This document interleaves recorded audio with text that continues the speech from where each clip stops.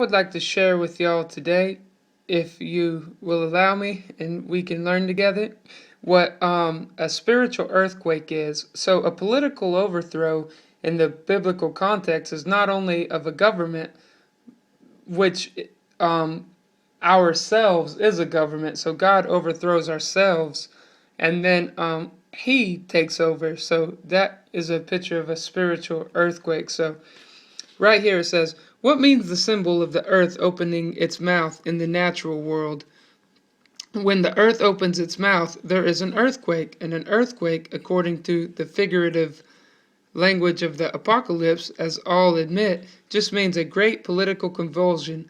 Now, when we examine the history of the period in question, we find that the fact exactly agrees with the prefiguration that soon after the Bishop of Rome became pontiff, and as pontiff set himself so zealously to bring in paganism into the gatherings, those political convulsions began in the civil empire of Rome, which never ceased till the framework of that empire was broken up and it was shattered to pieces. Now we're going to be talking about what it's talking about there, and that is in the seven heads. It goes from the Garden of Eden to Babylon to Persia to Greece to Rome, and then Rome got shattered and the old fire worship was outlawed, the pagan fire worship, and then the water worship of the new system, which is the old rituals of Isis and Osiris, and all the way back to Semiramis and Nimrod, the watery the people dunking people in water. So now we know that it's a spiritual baptism. So it goes on to say, but for this, the spiritual power of the papacy might have been firmly established over all the nations of the West long before the time it actually was so. It is clear that immediately after Damascus, the Roman bishop received his pontifical power. The predicted apostasy of 1 Timothy 4:3, so far as Rome was concerned, was broadly developed. Then were men forbidden to marry and commanded to abstain from meats. So over here in this book, and I'm reading from the Two Babylons by Alexander Hislop. So over here in this book is called Dictionary of Latin and Greek Origins. Here in the beginning of this book, let me get there, they actually capture the same event, but they just do it in a different way because they're explaining languages in this book. So they say, the process of assimilating Latin words began long ago. In AD 43, Roman legions under Emperor Claudius crossed what we call the English Channel. They stayed around for about 350 years, founding the city of London on the Thames River, setting up army posts, building walls to keep the natives at bay, and bathing in the warm springs in what is now called the city of Bath. In AD 410, however, the news from Rome was not at all good, and it was decreed that they had better pull out and return home to help save the tottering Roman Empire. They left behind a few native Britons who had adopted a new religion called Christianity. Numerous buildings and miles of wall, along with a smattering of Latin words such as camp, colony, mountain, port, street, and village.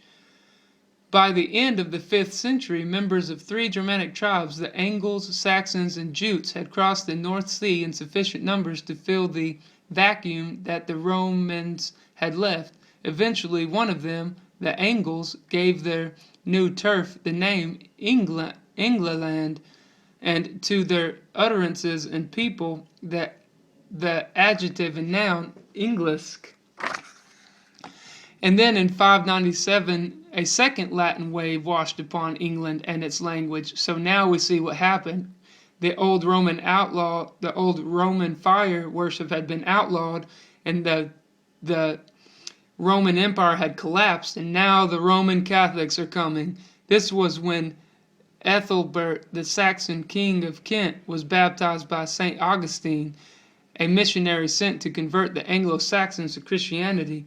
The establishing of a Roman Catholic seat at Canterbury brought to the island a considerably larger number of Latin words, not only such clerical ones as altar, angel, apostle, bishop, church, deacon, devil, hymn, mass, minister, minster, monk, priest, temple, and wine, but also everyday household words like cook, cup, kitchen, noon, pear, pepper, pillow, pound, and sock. And I'll go ahead and read this too, because this is interesting. However, the most far-reaching impact upon English life and its language occurred in 1066 when the Normans came calling, uninvited from Normandy.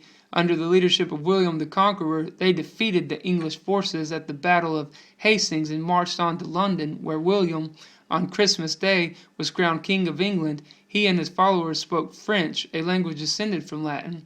These newcomers were a highly civilized people who brought with them the language and knowledge of architecture, government, law, and the military, and a way of life far different from that known to the natives, a relatively uneducated and unsophisticated people of the soil. And I put Amharetz. That's how they felt about the Samaritans in Jesus' time. So we can see, this is going to explain to you how the French came in. So, thus the Anglo-Saxons' pig of the field became the pork of the table, and likewise calf became veal, deer, venison, ox, beef, and sheep, mutton. The islanders soon became acquainted with a wide range of strange words that affected citizens in all walks of life: army, captain, castle, court, dinner, feast, govern, honor, judge, jury, justice, mayor, navy, officer, peace, people, state, supper, and tower. Greek words entered our language from a different direction. Some words came via Latin and French, while others were borrowed directly, especially those in the fields of science and technology, and are seen in such compound words as telephone, photography, and microscope. One of the extraordinary byproducts of this melting pot of languages is the richness that it has bequeathed to our speech. It is said that no other language offers so many choices. In the following list, the first word is of Germanic origin, from the Anglo-Saxons and the Danes, the second from Latin French: bloom, flower, buy, purchase, forefather, ancestor, foretell, predict, fire, conflagration, friendly, amiable, height, altitude, lowly, humble, luck, fortune, name, appellation, offspring, descendant, outcast, surpass, outfit, equip, outlaw, criminal, scare, terrify, teach, instruct, unfriendly, hostile, unwilling, reluctant, walk, perambulate, wish, desire, withdraw, remove, work, labor. So we can see how this is actually showing the languages. So it goes on to say down here, right here it says, so in the two Babylons, he goes on to say, the celibacy of the clergy was enacted by Siricius, Bishop of Rome, AD 385. So we're leading up to what caused this to happen over here in this book, with the understanding how Rome fell and the Roman papacy took over. So this is kind of filling in that same historical area there. So he says, as we can see, it says 385, and they left in 410 BC right there to go help Rome. So then with a factitious doctrine, factitious means device, like division, it'll cause division, doctrine of sin, a factitious holiness also was inculcated, and people were led to believe that all baptized persons were necessarily regenerated. So you get dunked in water, you're good. We know spiritual baptism saves, as the New Testament. John said, I indeed baptize with water, but he coming after me, he will baptize with Holy Spirit and with fire. And that's in at least 3 of the Gospels I know, but the the fourth by John. I'm pretty sure he says that one as well. I'm not positive right offhand. So it goes on to say, had the Roman Empire of the West remained under one civil head, backed by that civil head, the Bishop of Rome might very soon have infected all parts of that empire with the pagan corruption he had evidently given himself up to propagate. Considering the cruelty with which Jovinian and all who opposed the pagan doctrines in regard to marriage and abstinence were treated by the pontifex of Rome under favor of the imperial power, it may easily be seen how serious would have been the consequences to the cause of truth in the Western Empire had this state of matters been allowed to pursue its natural course. But now the great Lord of the Church interfered. So, the great Lord of, I'm pretty sure, but now the great Lord of the gathering interfered. So God interfered. So the revolt of the Goths and the sack of Rome by Alaric the Goth in 410. Oh, 410. That's when it says that it fell, right? And they had to go and try to help. Gave the shock to the Roman Empire, which issued by 476. I was trying to look at the date over here. In its complete upbreaking and the extinction of the imperial power. Recognized by, imperial power, although therefore in pursuance of the policy previously inaugurated, the Bishop of Rome was formally recognized by an imperial edict in 445 as head of all the assemblies of the West, all bishops being commanded to hold and observe as a law whatever it should please the Bishop of Rome to ordain or decree. The convulsion of the empire and the extinction soon thereafter of the imperial power itself to a large extent nullified the disastrous effects of this edict. The earth's opening its mouth, then, in other words, the breaking up of the Roman Empire into so many independent sovereignties, was a benefit to true religion and prevented the flood of error and corruption that had its source in Rome from flowing as fast and as far as it would otherwise have done, when many different wills in the different countries were substituted for the one will of the empire on which the sovereign pontiff leaned. The influence of that pontiff was greatly neutralized. Under these circumstances, says Geisler, referring to the influence of Rome in the different kingdoms into which the empire was divided, under these circumstances, the popes could not directly interfere in ecclesiastical matters, and their communication with the established church of the country depended entirely on the royal pleasure.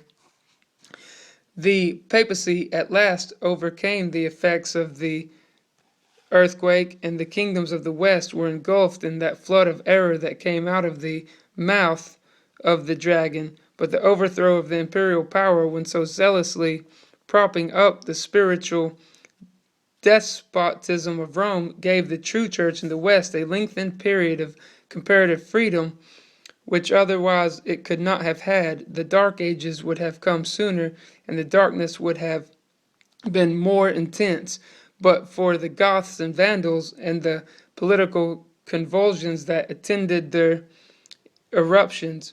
They were raised up to scourge an apostatizing community, not to persecute the saints of the Most High, though these too may have occasionally suffered in the common distress.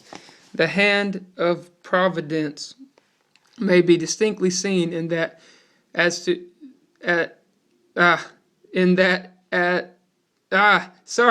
can't get it out. So the hand of providence may be distinctly seen in that at so critical a moment the earth opened its mouth and helped the woman. All right, so we just got a little brief history there of what the wounding of the head, which was the Roman Empire, and the resurrection in the form of the Roman papacy, and we got two books that inadvertently spoke on the same topic, not knowing that each one of these books was actually helping the other.